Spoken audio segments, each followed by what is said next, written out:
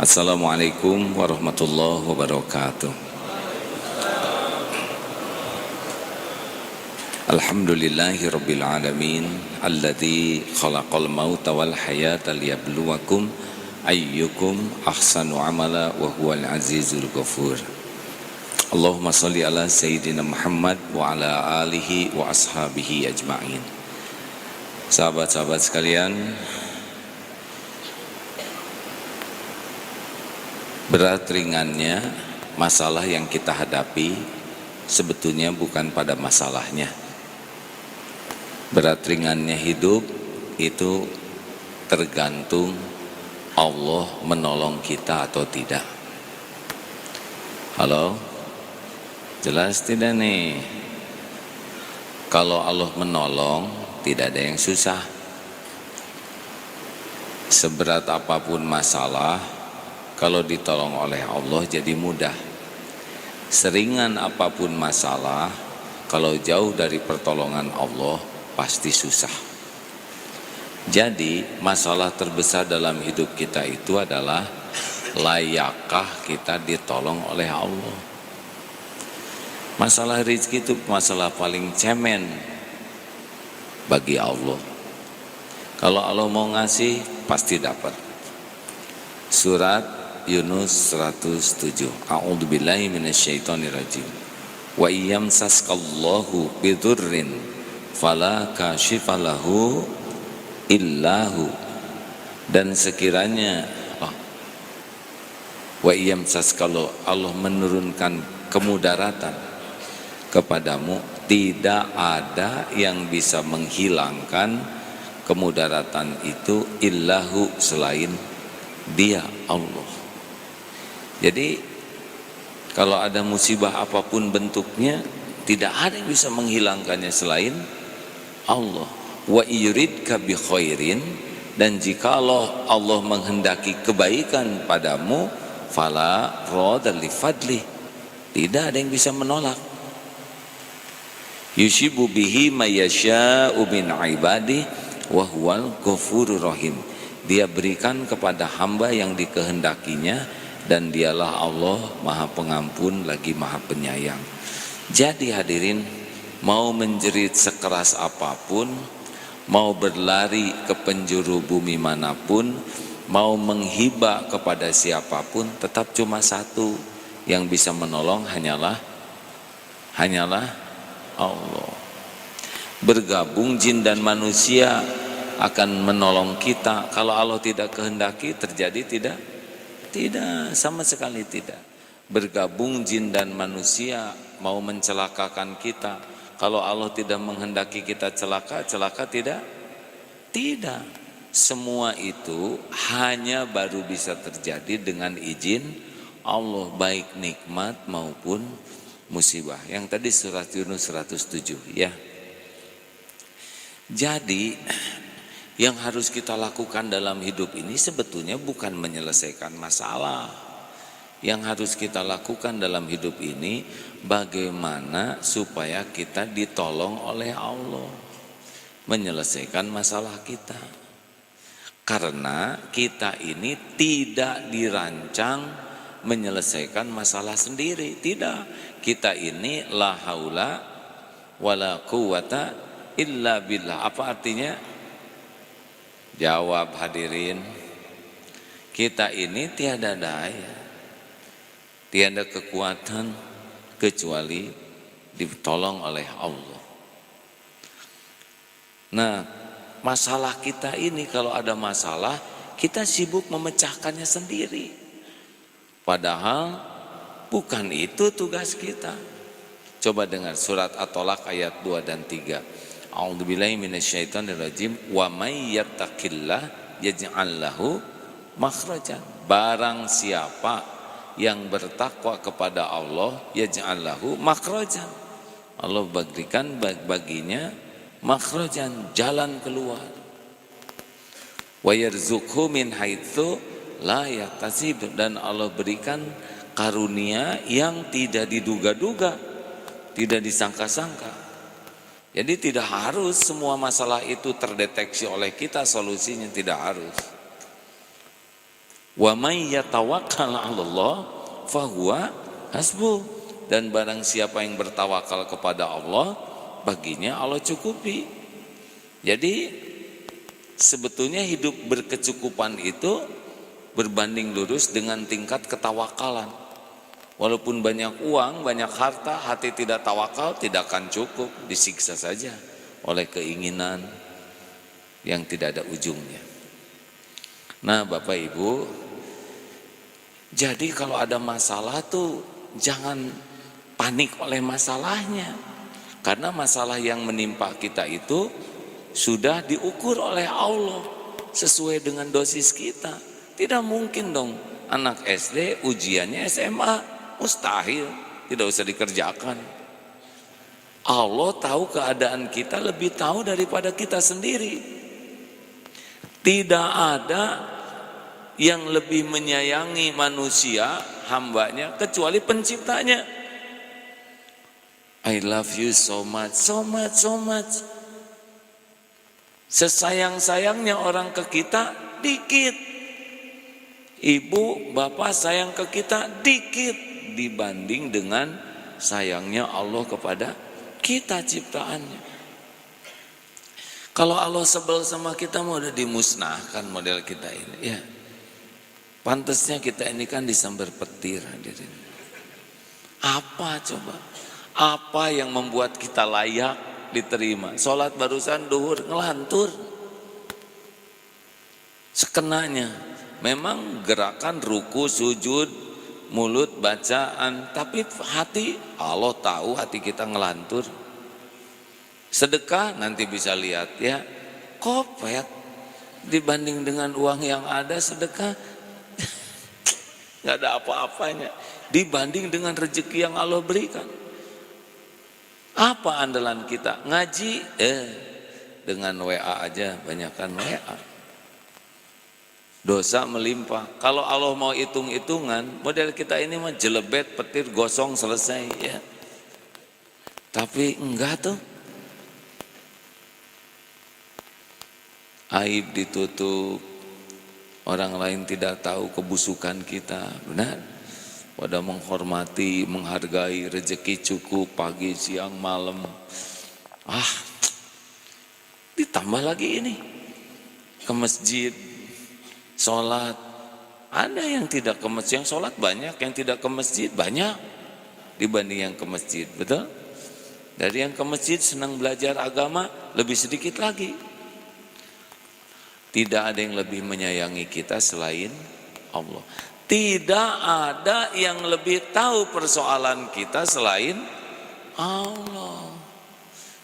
Karena Dia yang mendesain kita, Dia yang menciptakan kita, Dia pula yang tahu semua keperluan, semua keinginan, semua masalah kita sepenuhnya, karena terjadinya juga dengan izin Allah. Allah tahu kita laparlah, Dia yang ciptakan lambung, Dia yang menciptakan aneka enzim, dan Allah juga yang mendatangkan. Allah tahu kita perlu oksigen, Allah ciptakan paru-paru, Allah siapkan oksigen gratis. Karena kalau bayar jarang nafas ya.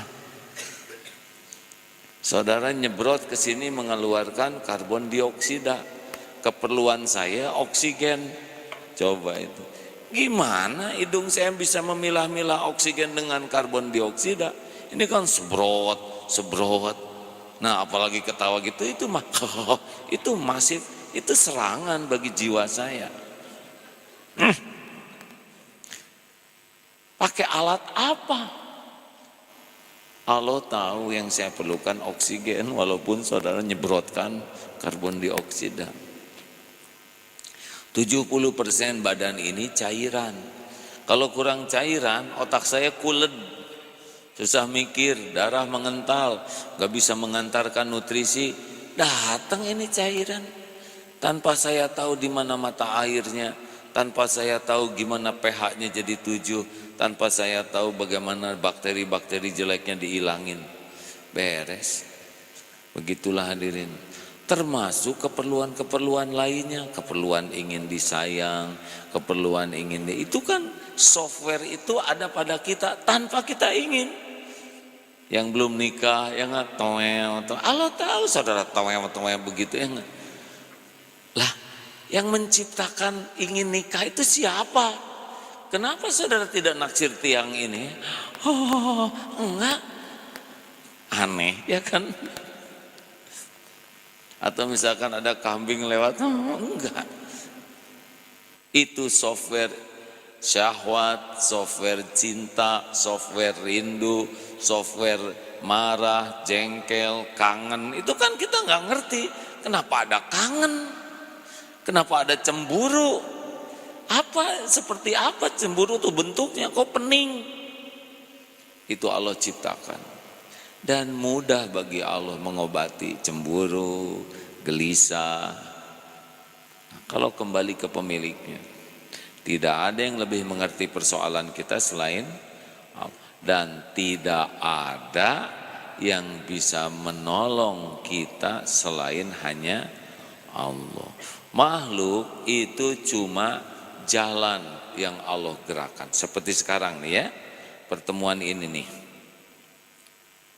Siapa yang hari ini takdirnya bakal dapat ilmu ini, dia datang ke sini. Atau nonton lewat medsos. Berapa banyak yang tidak pernah ada rencana ke sini. Betul? Nah, kok tahu sih? Ada yang tidak tahu ujuk-ujuk ada di sini, ada tidak? Ada? Mana? Ada ujuk-ujuk ya? Kan? Udah rencana mau ke sini enggak? Udah, Bapak ujuk-ujuk lah ya. Harus ada yang ngaku, hadirin masa langsung soleh semua. Ya, ada yang tidak sengaja, ada apa nih kerumun-kerumun, siapa tuh yang pakai sorban, gitu. Pengen tahu dia ngomong apa, gitu. Ada yang tugas dari kantor tuh, Agim mau ceramah, intelin dia, sini. Itu juga Allah yang menggerakkan, hadirin. Pulang dari sini jadi soleh, ya. Saudara intel bukan? Jadi saya cuma jadi jalan sampainya ilmu ini. Kalau seseorang dikehendaki Allah sampai suatu ilmu, pasti ilmu itu sampai. Kalau seseorang dikehendaki Allah rezeki itu dapat, pasti dapat. Makhluk itu jalan saja. Allah yang menguasai pertemuan, Allah yang menguasai setiap kejadian. Makanya hadirin, otak kita tuh harus mikir, layakkah saya ditolong oleh Allah? Itu pikiran kita. Mau nyari jodoh gimana? Gimana bisa nikah kalau Allah tidak mengizinkan? Ya, ini ada teman saya nih, rajin sekali melamar, gak ada yang jadi tuh. Serius Pak, uang gak kurang, sampai dia nanya, saya itu kurang apa? Ya saya gak tahu kurang apa ya. Kenapa saya batal terus mau menikah? Ya judulnya satu, Allah belum mengizinkan. Ada dokter ahli kandungan dan ahli bayi tabung. Lagi giliran istrinya dibikin bayi tabung gak jadi-jadi. Aneh kata dia, saya tuh aneh nolong yang lain jadi, nolong istri sendiri. Dan memang bukan bapak yang bikin anak. Ada dokter spesialis ngobatin epilepsi. Lah anaknya jadi epilepsi sekarang. Ini gimana? Dah Allah yang menguasai. Hadirin sekalian, masalah kita tuh adalah itu dia. Kebanyakan mikir, kurang zikir. Harusnya bagaimana? Banyak zikir. Jangan ngarang hadirin. Banyak zikir, kurang zikir. Teori dari mana? Harusnya banyak zikir, kurang mikir. Siapa yang nyuruh kayak gitu? Harusnya tiap mikir jadi zikir. Mikir kesehatan langsung ingat ke Allah. Lah ini tubuh milik Allah. Aduh, jerawat saya timbul. Tiap jerawat tuh Allah yang nimbulin. Enggak boleh lihat jerawat hanya ingat ke kuman. Ini teh banyak kuman. Kuman itu kerjanya cuman bertasbih. Emang bagian ngegedein jerawat dia. Allah yang menggenggam kuman. Benar? Ingat virus, ingat Allah. Sekarang musim nyamuk demam berdarah. Lah demam berdarah nyamuk ciptaan siapa? Mbak Aides itu ciptaan siapa? Jangan mentang-mentang keren punya anak Aedes aegypti, itu nyamuk hadirin yang Allah. Sakit, batuk, harus langsung ingat Allah. Ini tenggorokan bukan punya saya. Ingat apapun harus nyambung ke Allah. Karena dia pemilik, penguasa, penentu segalanya. Wah gimana sekarang bisnis lagi sulit. Sulit itu kalau memang lagi dibikin sulit oleh Allah. Situasi sesulit apapun yang bagian dimudahkan ya mudah saja. Kami ingat tahun 98 itu resesi. Darut Tauhid dalam situasi resesi enggak berkurang waktu itu. Cottage kita bangun, resesi rezeki dari Allah. Dolar naik. Gimana? Ya enggak apa-apa. Dan rezeki dari Allah mah tidak tergantung naik turunnya dolar. Saudara ingin dolar di bawah 10.000? Gampang. Simpen dolar di bawah 10.000. Ya beres. Susah-susah amat. Mudah-mudahan sehat ya. Ini penting. Nah, sesudah ingat Allah apa? Nah, ini dia.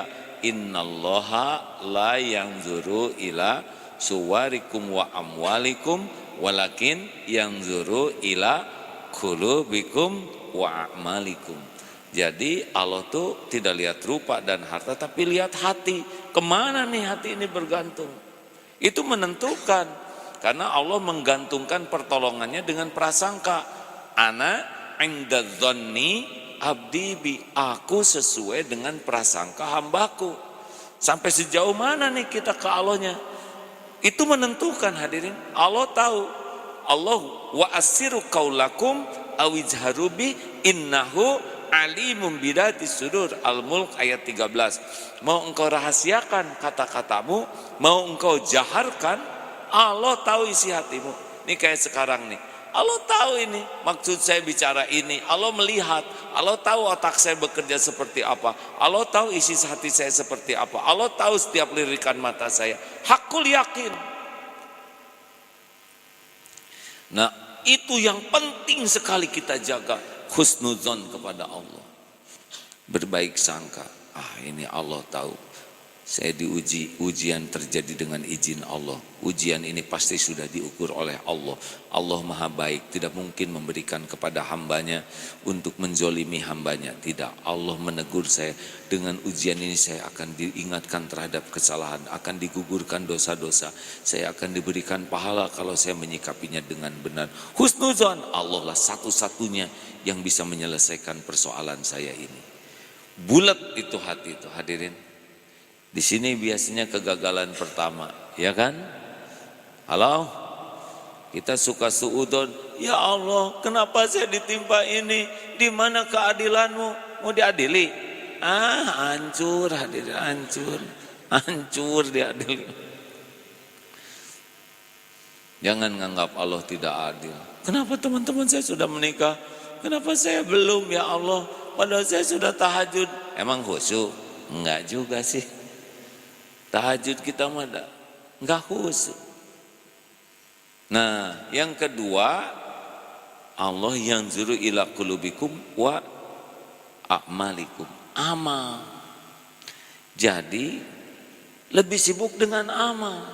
Jadi kalau ada masalah, nanti Allah ngebimbing. Otak kita mikir apa? Kalau perlu data, nanti Allah datangkan data lewat siapa? Kalau perlu informasi, nanti informasi masuk lewat apa? Kalau kita perlu ketemu orang, nanti Allah menggerakkan orang ketemu kita. Kalau kita perlu obat, nanti kita akan jumpa dengan obatnya. Kalau kita perlu modal, nanti Allah gerakan siapa yang bakal nitipin modal ke kita. Tapi saya nggak punya jaminan, dikirim orang yang nggak perlu jaminan. Kalau punya utang harus bayar, tapi Allah tidak tahu, tidak punya uang buat bayarnya. Allah udah pasti tahu, tinggal dibalikin yang ngutangin, udah deh, nggak perlu bayar, lunas, ya kan? Salah satu lunas utang kan dibuat ridho orangnya, dan tidak sulit Allah membuat orang itu jadi ridho. Aneh saya ini, saya datang mau nagih, kenapa kesini jadi prihatin lihat saudara? Halal, beres. Saya sudah ngalamin hadirin. Dulu punya hutang waktu beli apa gitu aset, enggak ingat. Suatu saat ingat, pasti Allah yang bikin ingat. Aduh ya Allah, saya punya hutang. Cari nomor teleponnya, ketemu, Pak, saya punya hutang. Hutang apa? Ada Pak, saya hutang waktu itu nggak dicatat Bapak, begitu aja. Saya niat bayar, nggak usah gitu, lunas, beres hadirin. Aduh legit itu hadirin. Paling enak kan bayar utang tadi dilunasi oleh yang ngutangin. Dan itu tidak rumit sama sekali bagi Allah. Tinggal di switch. Termasuk yang tadinya sebel jadi suka, yang suka jadi sebel. Itu tidak rumit sama sekali bagi Allah. Kejadian itu hadirin. Di pesantren dulu ada seorang muslimah lihat lelaki dijodoh-jodohin. Saya nikah sama dia, amit-amit, cuh, ngeludah 3 kali. Allah ngelihat dia ngeludah. Sekarang punya anak tuh dari yang nikah tuh sama itu. Atau apa sulitnya sebel jadi senang, sebagaimana senang jadi sebel. Itulah sebabnya kalau sebel ke orang jangan berlebihan, bisa ditakdirkan ngejar-ngejar dia. Kan nggak enak hadirin. Halo? Kenapa begitu? Allah yang ngebulak-balik hati. Makanya husnuzon ke Allah mutlak. Kalau ada kejadian ridho dengan takdir apapun, karena kita ini milik Allah, sesuka pemiliknya kita diapa-apain aja. Dan Allah itu maha baik, selama ini aja nggak pernah berbuat jelek ke kita. Betul? Pernahkah Allah berbuat jelek ke kita? Jawab. Sehari saja dalam seumur hidup, sejam, semenit, sedetik, sekejap, setiap saat kita dalam kebaikan Allah, maka termasuk kepahitan pun bagian kebaikan dari Allah. Husnuzon. Lalu apa amalan yang harus saya lakukan sesudah husnuzon? Saran saya sih yang pertama, wasta'inu bisabri wassalah. Sabar itu harus gimana? Sabar itu menahan diri, mengendalikan diri dari apapun yang Allah tidak suka. Tahan, lalu kita bereaksinya yang Allah suka. Kejadian, aduh cilaka, jangan, enggak sabar. Keluarkannya, innalillah wa inna ilaihi rajiun. Ayo, udah gitu, sholat, jangan posting, ya. Sabar ya Allah, itu enggak sabar ya. Hati-hati ya, memposting penderitaan itu biasanya mencerminkan ketidakridhoan kepada takdir. Ngapain segala diposting? Ya Allah, hanya sudah nggak usah diposting lah. Nyebut Allah aja pasti diposting. Hanya Engkau ya Rob. Kenapa harus nulis begitu? Tinggal nyumput aja, hanya Engkau ya Allah. Ini cuma ya Allah hanya Engkau, lebih jelek lagi. Dan Allah tahu kita ngadunya tuh ke postingan. Masih ingat ceramah yang lalu, orang yang suka memposting penderitaan, berapa?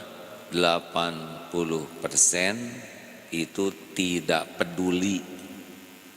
Gak ada yang membaca.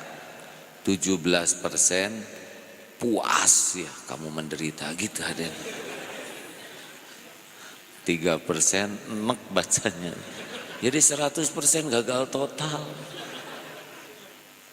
Tapi kalau ngadunya ke Allah, memang itu yang Allah tunggu. Allah bikin musibah itu supaya inna lillah wa inna ilaihi rajiun. Kami ini milik Allah, kami kembali kepada Allah. Itu sabar. Udah itu sholat. Rasulullah tuh sholat. Makanya sedih, sholat. Sakit, sholat. Sakit hati, sholat. Cemburu, sholat.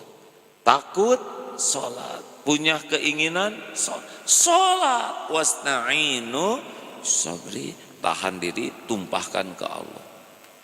Apalagi yang kira-kira efektif sekali untuk mendatangkan pertolongan Allah, hilangkan penghalangnya. Apa penghalang? Dosa. Makanya lihat yang datang ke Imam Hasan Al-Basri, Syekh, saya ini kemarau panjang di kampung kami. Amalannya apa? Supaya Allah menurunkan hujan, berbanyak istighfar. Datang lagi, Syekh, ekonomi lagi sulit, saya uang dikit terbatas, belum lagi utang. Adakah amalan yang bisa membuka pintu rezeki? Berbanyak istighfar. Datang lagi tamu, Syekh, kami menikah udah lama, tapi belum punya anak aja, ingin punya anak. Adakah amalannya? Berbanyak istighfar. Datang lagi tamu, panen gagal, Syekh, bagaimana nih supaya bisa tumbuh bagus? Perbanyak istighfar. Ada yang bicara, Syekh, ini tiap pertanyaan jawabannya itu aja. Itu bukan perkataanku.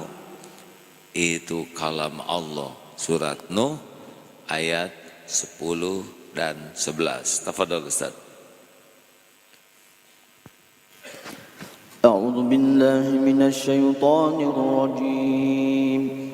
Bismillahirrahmanirrahim. Faqultu astaghfiru rabbakum innahu kana ghaffara yursilis samaa'a 'alaikum midrara. Maka aku berkata kepada mereka, mohonlah ampunan kepada Tuhanmu, sungguh Dia Maha Pengampun.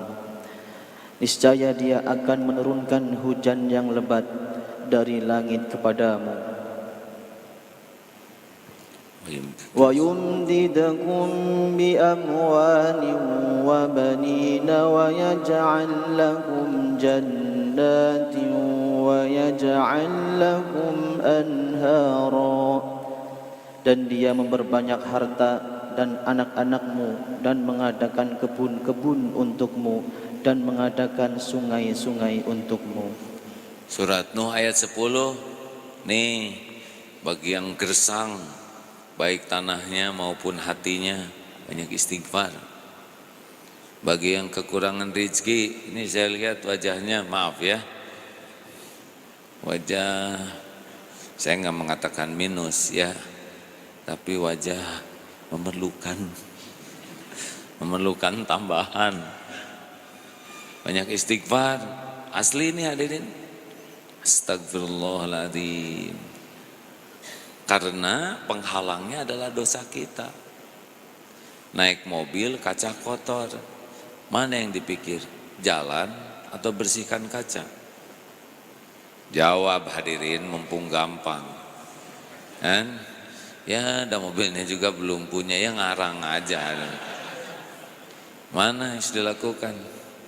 Bersihkan kaca atau mikirin jalan? Namanya juga nggak kelihatan, dipikirin pusing. Bersihkan kaca, jalan kelihatan. Jangan risau, rezeki itu semuanya dalam genggaman Allah. Risaulah kalau tidak tobat, karena Dia yang menjadi penghalangnya. Saya belum punya anak, kenapa? Belum nikah. Ya tuh nikah dulu. Ya gimana caranya? Itu perbanyak istighfar. Ini saya baca di internet ya, kisah nyata di Arab yang belum punya anak terus istighfar. Hamil, punya anak terus istighfar. Hamil lagi sampai 3 anaknya. Pak, kuranginlah istighfarnya gitu. Tetaplah istighfar. untuk dosa yang lain. Asli ini hadirin, di Darut Tauhid ini sebetulnya santri itu dianjurkan minimal 1000 istighfar. Karena Rasulullah SAW tidak punya dosa 100 kali. Ingin dimudahkan urusan, ya diantaranya istighfar. Karena penghalang pertolongan Allah adalah dosa dan maksiat. Mau lagi ditambah amalannya? Ya, selain baca Quran itu berjuta kebaikan. Saya dengar keterangan malaikat itu kan tidak membaca Quran, tapi suka kepada orang yang membaca Quran. Makanya dia mendengarkan terus orang yang baca Quran. Kalau mendengar suara HP begitu semuanya tenang, ya tidur. Nggak usah gitu, biasa saja. Pertama saudara nggak tahu HP siapa yang bunyi, dan yang kedua juga susah matiinnya ya kan. Tapi kenapa dia bunyi? Itulah 1001 alasan berbaik sangka. Yang nelpon nggak tahu ini lagi pengajian, tapi kan harusnya dimatikan. Siapa tahu sudah dimatikan tapi kebal, ya. Nah, itu gimana? Yang jangankan kita, ya dengerin ya. Kalau lagi sholat handphone bunyi ini sedikit ini ya, masukan. Karena ada yang ketika Allahu Akbar, deng, siapa tuh HP kurang ajar? Kenapa dia begitu nih ngeganggu sholat saya? Allah terus, mikirin HP. Dia nggak tahu HP-nya di mana, ya nggak, yang bunyi HP siapa? Ngedumel, Justru ujian buat kita yang lagi sholat, apakah bisa khusyuk atau tidak. Nah, orang yang punya HP aja udah menderita tuh, nggak usah dimarahin. Ada itu ibu-ibu udah sepuh, telepon nggak ngerti aku, kudu kumaha. Bukan tidak ingin mematikan, nggak tahu matiin. Dan ingat ya, pasti berakhir.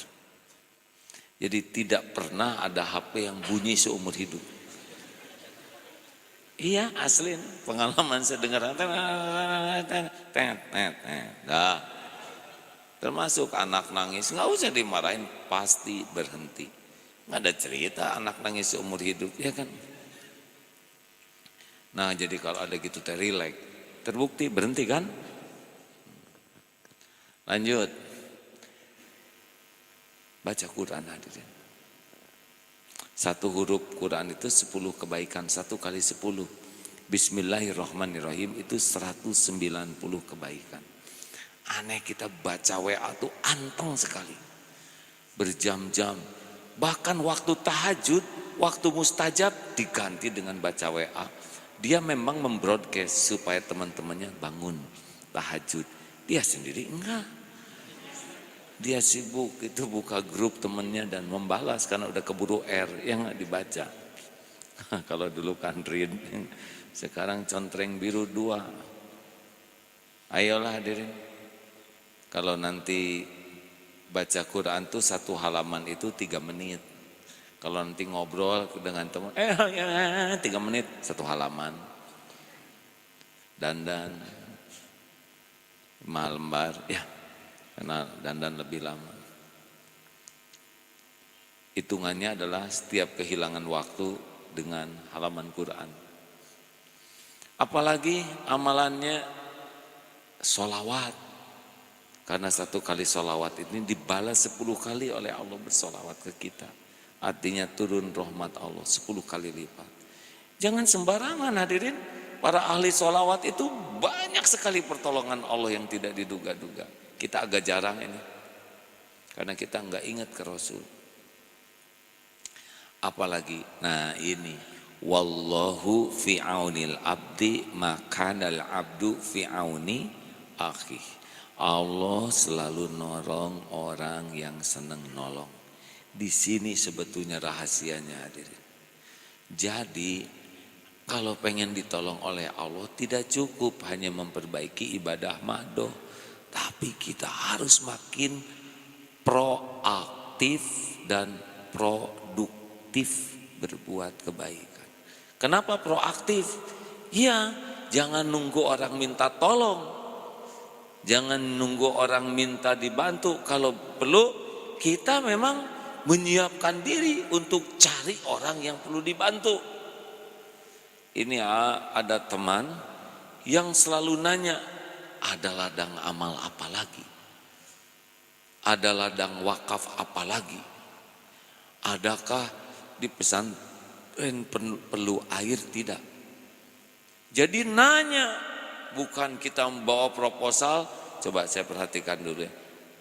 Tidak semua orang yang perlu itu berani minta. Benar? Ini dia hadirin. Jangan kalah oleh orang Jepang, orang-orang lain yang sudah proaktif. Lihat pelanga, pelongo. Cari alamat ya. Iya, boleh saya tahu mau pergi kemana? Oh ini saya tunjukkan ke sana. Atau saya antar saja. Siapa tahu itu yang bisa melepaskan kita dari kesulitan. Kita lagi duduk di halaman rumah, ada orang ngedorong motor. Assalamualaikum Pak, waalaikumsalam. Mau kemana nih dorong-dorong? Habis bensin. Tunggu Pak. Keluarin bensin kita dari motor setengah liter. Silakan. Allah lihat tidak yang kita lakukan? Aduh, kata yang dorong, ya Allah, saya tidak tahu di mana pom ada, ya Allah. Saya lihat dia juga bukan orang kaya, motornya lebih jelek dari saya, tapi hatinya lebih baik. Ganti aja ya Allah dengan motor yang bagus. Sekalian lah ya Rob, mobil itu sekalian. Setengah liter. Kalau Allah takdirkan dia punya, tinggal digerakkan aja, siapapun bisa dapat rezeki itu. Benar? Rahasianya itu adalah proaktif dan produktif. Produktif itu artinya terus kita tingkatkan kemampuan kita untuk berbuat baik. Kenapa? Karena yang paling untung dari kebaikan itu adalah kita. Coba kalau kita sedekah, yang untung yang mana? Yang disedekahi atau yang bersedekah? Yang ber atau di? Dua-duanya untung. Yang satu untung dapat, yang satu untung memberi. Yang paling beruntung yang mana? Yang bersedekah atau yang disedekahi? Jawab. Yang bersedekah, yang ditolak bala yang mana? Bersedekah, yang diampuni dosa yang mana? Yang bersedekah, yang dilipat gandakan rezekinya yang mana? Yang bersedekah, yang ditolong Allah yang mana? Yang bersedekah.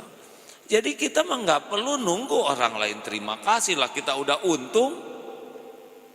Mau terima kasih atau tidak, mau menghargai atau tidak, itu mah udah bukan wilayah kita. Wilayah kita tuh kita diberi kemampuan oleh Allah nolong orang, itu udah rezeki sekali hadirin. Sekarang dikasih uang, nggak dikasih jalan menyedekahkan, itu hanya memperberat hisab. Saudara dikasih tabungan lah 100 miliar, jangan kagok ya. Kalau ngarang tuh jangan kagok hadirin, 100 miliar. Tapi oleh Allah ditakdirkan kopet, kedekut, buntut kasir, cap jahe. Mau ngapain jemaah? Udah mah stres oleh petugas pajak, belum lagi KPK, capek. Nggak perlu banyak tabungan. Yang perlu tuh apa? Banyak uang. Nggak perlu Pak. Yang perlu tuh cukup. Perlu untuk makan, cukup. Perlu untuk ngasih makan, cukup. Perlu buat anak sekolah, perlu buat nyekolahin orang, perlu buat beli rumah, beli apartemen, beli mobil baru. Cukup. Dengerin ya, orang kaya belum tentu hidupnya merasa cukup. Bisa disiksa oleh Allah hatinya miskin. Tapi orang yang cukup pasti cukup. Dasar pengen kaya lagi. Orang yang cukup itu pasti cukup, bukan kaya. Nah hadirin sekalian, jadi kita ditolong oleh Allah, dikasih rezekinya, dikasih jalan menafkahkan rizki. Dan ada satu lagi karunianya, dikasih ikhlas, top itu. Kita tuh tidak nyumbang anak yatim, itu rezeki anak yatim dititipkan di kita. Kalau kita ngaku-ngaku sudah nyumbang anak yatim, berarti oleh Allah nggak jadi dikasih pahalanya. Lah Allah yang ngasih ke anak yatim, kita cuman kepilih jadi jalan, diuji. Tapi kalau kita tidak ngaku-ngaku dan merasa ini memang hak anak yatim dan kita jadi jalan, barulah oleh Allah dicatatkan itu amal kita. Gitu. Memang aslinya begitu hadirin. Nih kayak Darut Tauhid bangun masjid ini udah tertulis di Lauh Mahfud nih Darut Tauhid masjid ini sebelum kita ada. Udah tercatat, nggak ada yang baru. Lah daun jatuh saja ada catatannya di Lauh Mahfud. Masa masjid segede gini nggak ada catatannya kan? Halo? Tolong jangan terlalu banyak bicara ya. Saya tidak baca hadirin. Terima kasih Dev. Lagi semangat-semangatnya. Tidak boleh mengeluh ya. Sampai di mana tadi saya ngomong? Apa? Proaktif dan produktif. Ingat baik-baik ini ya. Jadi kita terus belajar, kita terus kembangkan keterampilan kita, wawasan kita, kemampuan kita, finansial kita untuk manfaat. Itulah rezeki kita. Nanti akan ada sendiri jalan keluarnya.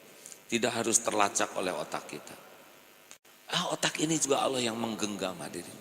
Kalau nggak dibuat nggak kepikir oleh kita. Tapi kalau Allah mau kling ngasih ide, hikmah kling saja ada, ya kan? Nah, otak ini ciptaan Allah, milik Allah dalam kekuasaan Allah sepenuhnya. Jadi nggak adalah sok pinter teh. Nah, masalah terbesarnya kalau kita berbuat baik itu adalah suka kurang ikhlas. Nah, kurang ikhlas itu kenapa? Karena merasa saya yang berbuat. Harusnya Allah yang berbuat. Kita diuji jadi jalan. Jadi jalan aja udah luar biasa cukupnya. Makanya lakukan, lupakan. Perlukah kita mengingat-ingat jasa kebaikan kita? Jawab. Perlu tidak? Jawab hadirin. Yang benar. Kalau ngingat-ingat jasa baik, hati jadi bahagia atau jadi gelisah? Nah itu berarti salah. Setiap kali gelisah, alarm dari Allah, ada yang salah pada diri kita. Perlukah kita menunggu orang lain perlukah kita menyebut-nyebut jasa baik kita? Jawab. Kalau nyebut-nyebut hati jadi bahagia atau jadi gelisah? Jawab. Mau tahu hasilnya kalau kita nyebut kebaikan, mau tahu? Nih ya. Coba. Ibu-ibu kalau suami ngomong gini apa yang ibu rasakan? Istriku, saya nih suamimu. Dia udah tahu kan nikahnya bareng. Saya yang membanting-banting tulang. Ini rumah saya yang beli. Kalian makan tiap hari tetesan keringat saya.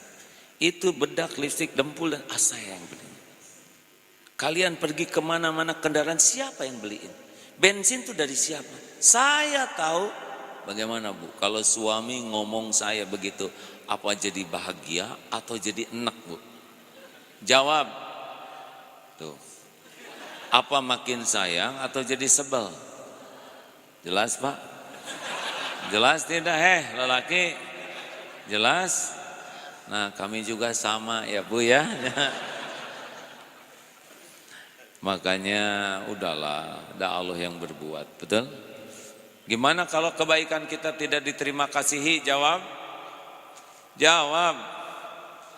Enggak apa-apa. Kalau orang tidak berterima kasih gimana? Tidak apa-apa. Berhenti atau teruskan berbuat baiknya? Mumpung teori nih, Kalau praktek kan ada beda judulnya ya. Kenapa lihatnya gitu Pak? Kayak yang menjiwai pisan. Gimana kalau kebaikan kita tidak dihargai? Gak apa-apa? Yakin? Berhenti atau teruskan berbuat baiknya? Itu Allah yang nguji kita, Pak. Ada saatnya orang tidak dibuat berterima kasih untuk meningkatkan kualitas keikhlasan kita. Ada kalanya orang dibuat tidak menghargai kebaikan. Gak apa-apa. Itu Allah yang ngatur, Pak, supaya kualitas ikhlas kita teruji. Jadi kalau suatu saat kita bertemu dengan kondisi tidak diakui, tidak dihargai, nggak apa-apa, jalanin saja. Itu adalah karunia Allah untuk meningkatkan kualitas keikhlasan kita. Kalau kita kecewa, sakit hati, itu kita tidak lulus. Nah, itulah yang kita lakukan kalau kita dalam kehidupan ini selalu mengharapkan pertolongan Allah. Proaktif dan produktif menolong orang lain. Dan bukan hanya manusia, termasuk binatang-binatang, pepohonan. Karena semua makhluk itu adalah ciptaan Allah, milik Allah, dalam kekuasaan Allah setiap saat. Terima kasih sahabat-sahabat sekalian. Tak terasa 1 jam ya. Tidak usah bertanya ya, tidak boleh mempersulit orang lain. Kalau bertanya nanti sama Ustadz Abdul Somad saja. Alhamdulillah sahabat-sahabat sekalian, inilah ceramah saya yang terakhir. Ya, saya mohon maaf karena hari ini adalah hari terakhir saya ceramah di sini di tahun 2019 ini ya. Mana maaf. Iya kan, masa terus-terusan 2019 ya nggak? Insya Allah kita bertemu tahun depan ya. Alhamdulillah, saya jadi nakal begini hadirin. Astagfirullahaladzim. Terima kasih kita akhiri dengan doa, tapi sebelumnya silakan bersedekah terlebih dahulu. Ujian apakah teori tadi berbekas atau tidak ya? Kami ada catatannya tiap pertemuan berapa jumlah dan angka berapa yang dominan. Baik rekan-rekan sekalian, sambil bersedekah mau dikasih amalannya tidak? Jangan pernah keluar dari rumah kecuali dengan doa ini ya. Bismillahi tawakkalna alallahi la haula wala quwata illa billah. Tahu artinya apa? Dikatakan kepada orang itu 3 hal. Hudita wa kufita wa wukita. Jadi kalau orang keluar dari rumah baca doa itu langsung dapat 3. Ditunjuki, dicukupi, dilindungi. Setan lemah langsung, tidak berdaya. Tapi jarang orang yang keluar rumah doa baca itu. Karena setan pasti membuat lupa doa itu. Dan kalaupun doa kadang-kadang kurang paham artinya. Bismillahi tawakkaltu alallahi la haula wala quwwata illa billah. Artinya bismillahi dengan menyebut nama Allah, tawakkaltu, saya bertawakal kepada Allah. Allahi la haula, tiada daya, wala quwwata, tidak ada kekuatan, illa billah, kecuali dengan Allah, dengan izin Allah. Kalau yakin seperti itu, Allah akan menunjuki pikiran, sikap, langkah, keputusan kita. Allah akan mencukupi keperluan informasi, keperluan finansial, keperluan hati, Allah cukupi. Dan Allah akan lindungi. Karena semua yang membahayakan kita, apapun bentuknya adalah makhluk Allah, ciptaan Allah, dalam genggaman Allah, dan tidak bisa mencelakakan kita tanpa izin Allah. Makanya jangan pernah keluar dari rumah kecuali dengan doa tersebut. Allahumma salli ala Muhammadin wa ala alihi wa ashabihi ajma'in. Alhamdulillahi rabbil alamin. La haula wa la quwwata illa billah. Ya Allah, berkahi majlis ini. Wahai yang maha menatap, ampuni seluruh dosa kami ya Allah. Hapuskan seluruh aib kami. Ya Allah, hapuskan sekelam apapun masa lalu kami, sehitam apapun kehidupan yang pernah kami jalani. Ampuni semua kemusyrikan kami ya Allah. Allahumma inna na'udzubika an nusyrika bika syai'an na'lamu wa nastaghfiruka lima la na'lamu. Ampuni semua kemunafikan kami ya Allah. Ampuni semua kefasikan kami. Ya Allah, ampuni kezoliman kami kepada ibu bapak kami. Allahumma gfir lana wali walidina warhamhum kama rabbawna shighara. Ampuni semua perilaku buruk kami kepada guru-guru kami ya Allah. Ampuni guru-guru kami, para ulama yang menuntun kami mengenalmu, mengenal jalanmu. Muliakan dan sayangi guru-guru kami ya Allah. Sehatkan lahir batinnya, berkahi keluarga dan keturunannya. Ya Allah, ampuni dan sayangi orang-orang yang berbuat baik kepada kami, yang terang-terangan, yang sembunyi-sembunyi. Ampuni hamba-hambamu yang pernah menyakiti kami ya Allah. Lapangkan hati kami menjadi pemaaf. Ampuni hamba-hambamu yang pernah kami zolimi. Allahumma gfir lil mu'minina wal mu'minat wal muslimina wal muslimat al ahya'i minhum wal amwat. Ya Allah, berikan kelapangan yang sedang dihimpit masalah dan kesulitan. Berikan jalan keluar yang penuh berkah ya Allah. Bukakan pintu rezeki hanya yang halal, yang barokah. Lepaskan dari lilitan hutang piutang, dari kefakiran. Berikan pendamping terbaik ya Allah yang merindukan jodoh darimu. Rumah tangga sakinah, keturunan yang soleh, solehah. Lindungi dari fitnah, bala wal musibah. Ya Allah, berikan kesembuhan bagi yang sedang sakit ya Syafi'. Berikan kepada kami ilmu yang manfaat, amal yang Engkau terima, doa yang Engkau ijabah. Undang ke Baitullah jamaah ini ya Allah. Ya Rabbana atina fid dunya hasanah wa fil akhirati hasanah wa qina adzabannar. Subhana rabbika rabbil izzati amma yasifun. Wassalamun alal mursalin walhamdulillahi rabbil alamin. Alhamdulillah, terima kasih. Mohon maaf. Subhanakallahumma bihamdik asyhadu alla ilaha illa anta astaghfiruka wa atubu ilaik. Assalamualaikum warahmatullahi wabarakatuh.